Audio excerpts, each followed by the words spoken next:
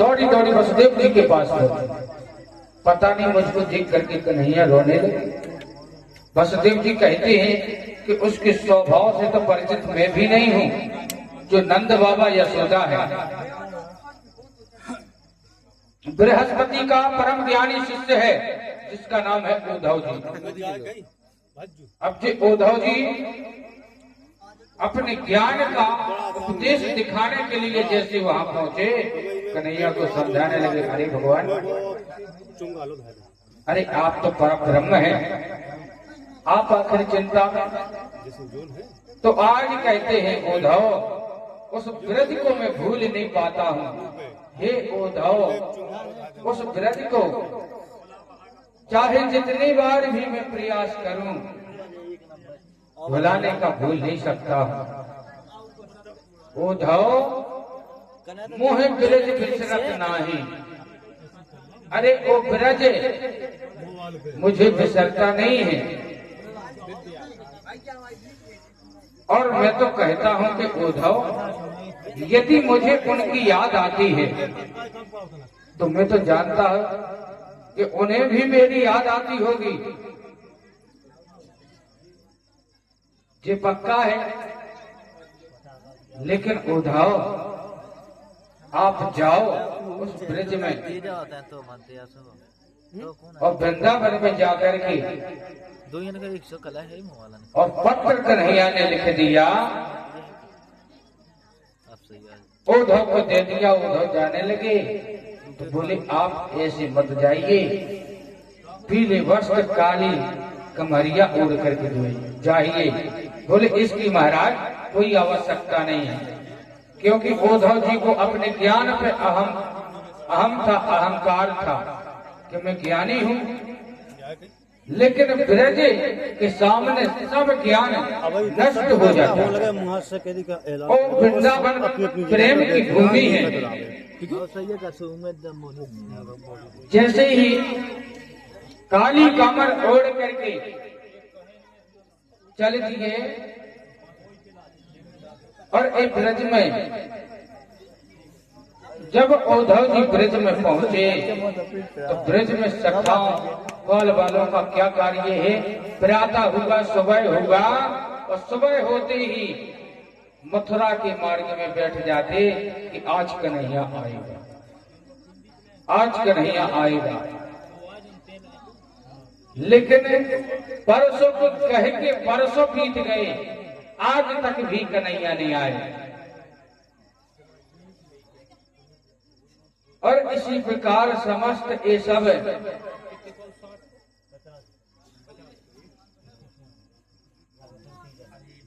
गोप ग्वाल देखा जैसे ही उद्धव को, तो उन्हें लगा मेरा कन्हैया आ गया है, तो दौड़ पड़े समस्त गोप ग्वाल। और एक ग्वाल तो जाकर के छुप गया कि मैं, मुझसे परसों की कह के गए कन्हैया, बरसों बीत गए, आज तक भी नहीं आए। और मैं ऐसे नहीं मानूंगा, जब मेरे पास रिसा गए, जब मेरे पास आएगा और हमारे चरणन में गिरेंगे, जब मैं क्षमा करूंगा तब बात करूंगा। क्योंकि गोप ग्वालों का है वात्सल्य प्रेम कन्हैया के प्रति। अब मन में सोचता है कि रूठ तो बाद में लूंगा, पहले देख लूं मैं जाके। और जाकर के जैसे ही देखा और वहां पहुंच करके तो कन्हैया को नहीं देखा, और जाकर के देखा उद्धव को।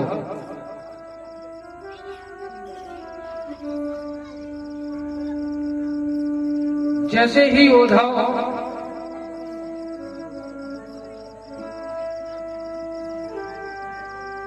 कहते हैं कि अरे सखाओ, मुझे मैया यशोदा, नंद बाबा, ग्वाल वालों से मिलना है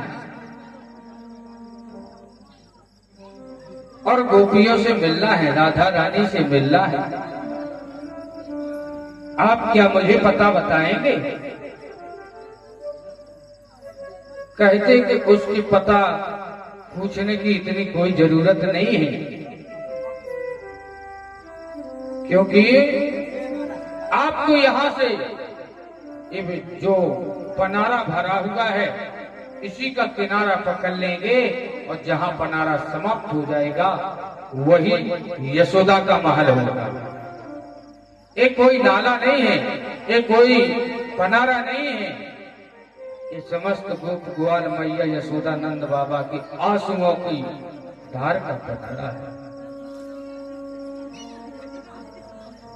अब उद्धव की तो ज्ञान की सीढ़ी यही समाप्त होगी कि बताओ इतना प्रेम कन्हैया से आंसुओं की धार बह रही है इस ब्रज में।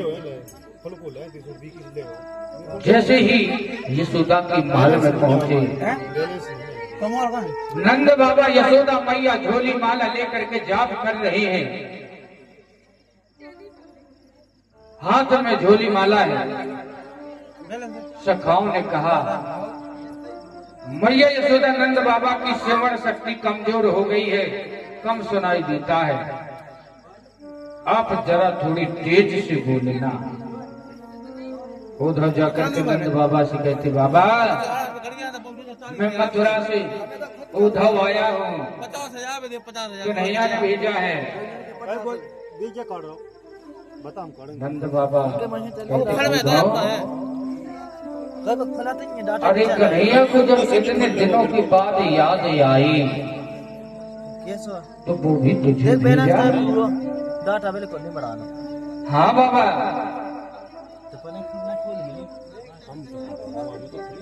बाबा ठीक हो? बाबा कहते हैं ठीक है भैया। और यशोदा मैया के पास वही होने तू पे उद्धव जाते हैं। हमें तो पता नहीं है, देखो मुंह पे खुद नहीं होत और जोर से बोलते हैं यशोदा मैया से, अरे मैया मैं मथुरा से उद्धव आया हूँ, किसने ने भेजा है? मैया यशोदा कहती है अरे इतने तेज को क्यों बोलते हो? अभी मैंने कन्हैया को सुलाया है, कहीं माखन मांगता है, कहीं बीजड़ की रोटी पर माखन रख दियो। कौवा लेकर के भाग गया तो बोले या कौवे से मैं युद्ध करूंगा, युद्ध करना है इस कौवे से। और तुम कहते हो तो मुझे किसने ने भेजा है? अरे मैंने अभी कान्हा को पलने में सुलाया है और तुम जोर से नींद नहीं खुल जाएगी। इतने जोर से मत बोलो। इतनी बात को सुनकर उद्धव जी की तो ज्ञान की सीढ़ी समाप्त हो गई, बड़ी ज्ञानी बनते थे। अरे उद्धव चलो मैं तुम्हें दर्शन कराती हूँ, अपने कन्हैया को दिखाती हूँ। हाथ पकड़ा उद्धव का और जैसे ही पलने के पास पहुंचती मैया यशोदा पलने को सोना खाली देखती है तो धड़ाक से जमीन पर गिर पड़ती है। अरे उद्धव ये वही पलना है जिसमें कन्हैया को मैं सुला करके झुलाया करती थी। उद्धव मुझे तो लगता है कि मेरे कान्हा ने मिट्टी की मटकी फोड़ दी, मैंने उसको पकड़ करके रस्सी में बांध दिया और रस्सी में बांध दिया उखल में।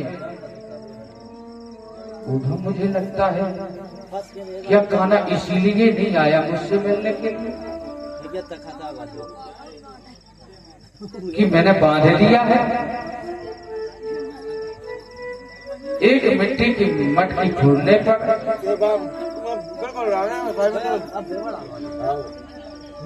उधर आए थे समझाने के लिए। उद्धव की बुद्धि बंद हो गई। आज जैसे ही उद्धव दर्शन करने के लिए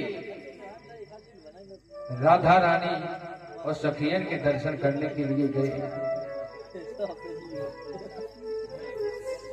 तो उद्धव दर्शन दूर से छुप करके कर रहे हैं। उसी समय समस्त गोपियां बैठी हैं, जिनके मध्य में बीच में राधा रानी विराजमानित है। उनके मध्य में राधा रानी विराजमानित हैं।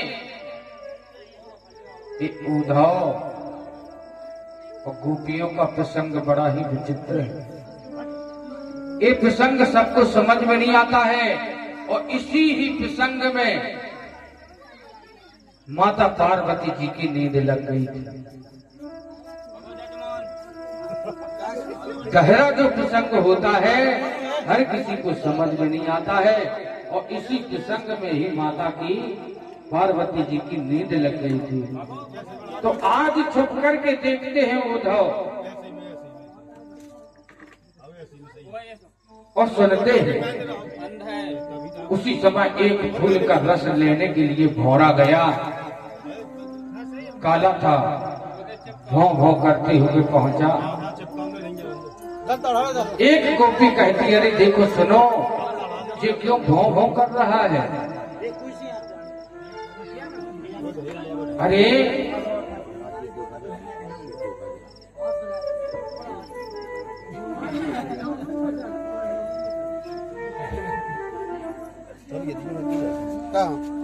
तो जैसे ही उद्धव छुप करके सुन रहे हैं इस प्रसंग को, ये भौं भौं करता हुआ भौरा है। अरे जी, मैं तो कहती हूँ कि जितने जे काले होते हैं वो सब कपटी होते हैं। क्योंकि अरे हम भी उसी की याद में तड़प रहे हैं। अरे वो हमसे अच्छे तो दशरथ जी थे कि राम राम कहे, राम कहे,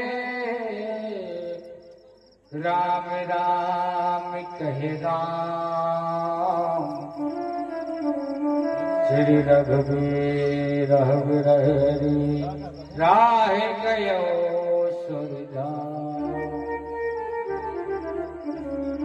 अरे राम राम कहते हुए दशरथ जी तो अपने प्राणों को त्याग दिए थे। एक गोपी कहती है उसको कपटी मत बोलो, काला मत बोलो। यदि इस भौरे ने जाकर के कन्हैया से कह दिया तो उसको दुख होगा, उसके दुख में ही हमारी दुखी है। हम नहीं चाहते। अरे वो प्रसन्न रहे, उसी की ही प्रसन्नता में हमारी प्रसन्नता है। उद्धव जी से सब बात को